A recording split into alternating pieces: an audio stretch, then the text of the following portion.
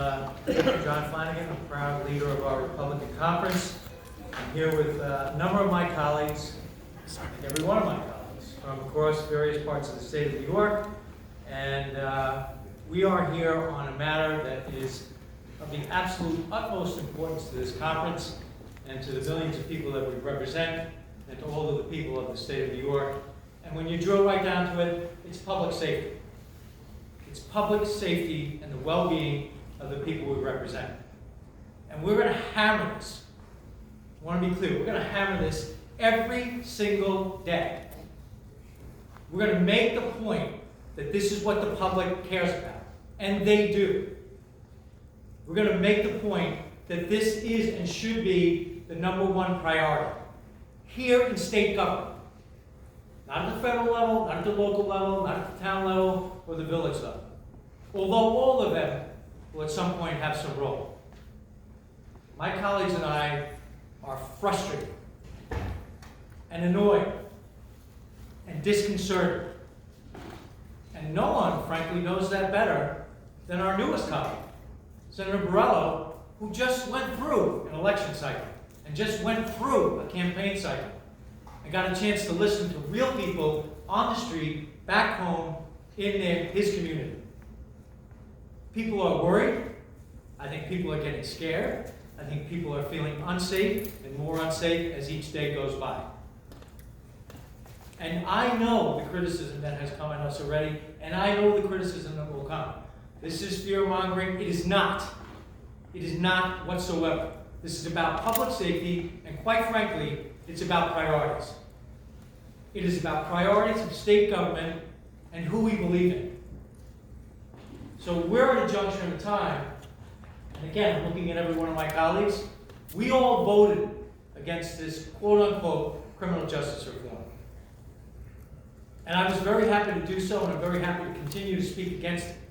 It was ill-advised, it was ill-founded, it was not well thought out, it is, God knows, not being well implemented. So we come up to Albany, refreshed, getting ready for a new session, and what do we hear? What do we hear from the Democrats? Nothing.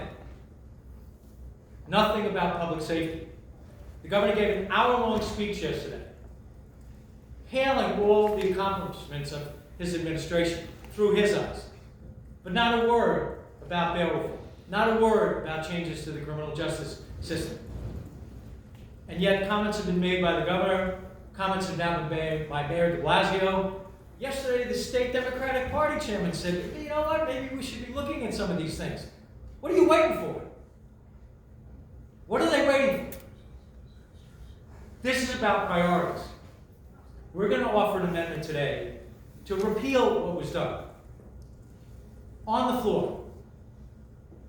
And this is what our priority is. The Democrats are talking about voting reforms. Are you kidding me? Really? We're facing down a $6 billion deficit. No conversation about that. We're facing people being scared in their homes, in their communities, and in their streets, and the results have already proven to be disastrous. I have 3 pages right here of real-life examples, and I could read every one of them. I'm not going to do that. But I guarantee you that these are real-life examples in every section of the state of New York. Whether it's the North Country or Rochester or the Southern Tier or the Mohawk Valley or Western New York or Long Island or the Hudson Valley or New York City, this is a laundry list of examples of people saying, what the heck is going on? Now, why are we advocating repeal? We're not against reform. Let's be clear. We are not against reform when it's done properly. And the way you do reform properly is you actually listen to people that we represent. You actually listen to law enforcement. You actually listen to district attorneys. You actually listen to not-for-profits who are involved in domestic violence. You actually listen to people who are involved in animal issues and animal cruelty and see what the effects of these laws are. We want to take the time to make sure that it's done right. Senator Tedesco had introduced a bill with a Democratic assemblyman to put a 1-year moratorium. Democrats said, no way. And now they're saying the law is too new to see, it's only 8 or 9 days. We'll revisit it if we think it's appropriate. It is appropriate. It's appropriate right now. There's no reason for delay. Again, we have all this going on, and it is unfolding as we speak every single day. And I truly believe that if we don't act now, we're going to be looking at tragedies. That's real life. So my colleagues and I are steadfast, to say the least.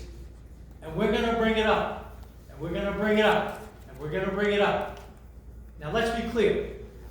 The Senate Democrats, the Assembly Democrats, and Governor Cuomo, they own this. And if they want to take credit for it, God bless them. They own it. So when I hear any one of my Democratic colleagues, whether it's from Long Island or from some other part of the state, say, well, you know, we might have to rethink this. We should probably revisit. Maybe there's some place for room, for compromise. That should have been done before. No Democrat should have the luxury of turning around and saying, well, it's not really working out the way we thought. You voted for it. You voted for it. You didn't listen to the people you represent. And you didn't listen to the people who are going to have to administer these new laws. And I mentioned the $6 billion deficit. They're talking about voting reforms after they socked our local governments with tens of millions of dollars of new costs, with not a nickel to go with it. Now they're talking about more voting reforms. And that's tens of millions of dollars of other unfunded mandates on local governments. But the mother lode on all this is this. There's not a plug nickel for any of our counties for this money. And the governor said, find it. Use existing resources. I talked to somebody from yesterday from Erie County, who's an elected official, who has tenure in Erie County. They have to hire 18 new ADAs. 18 new ADAs to comply with this law. And they still don't think it's going to work. In my home community in Suffolk County, I spoke to my sheriff, the sheriff of Suffolk County. They released over 300 people between November and January. And he was shaking, and this gentleman is a Democrat. He's a pro of the highest order. I have great respect for him.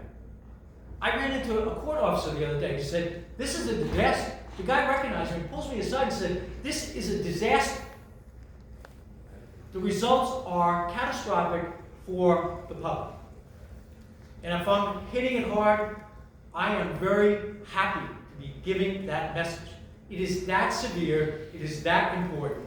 And that's why we're going in and letting all the people of the state of New York know what we prioritize.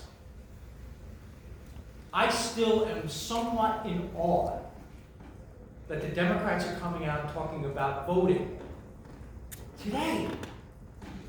I want the signature accomplishment of this legislature effective today to be actual, real criminal justice reform that provides due process, that balances everyone's rights, and actually listens to our people who are elected sheriffs, elected district attorneys.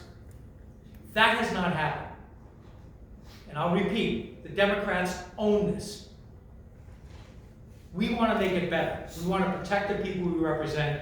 That's why we're going out today. That's why we're offering this amendment. And that drumbeat will continue until the Senate Democrats, in particular, finally start listening to their constituents. I know what I do. And I'm looking around at all my colleagues. We're all hearing the same thing. Things have got to change, and they need to change now. Today is the perfect day to do it.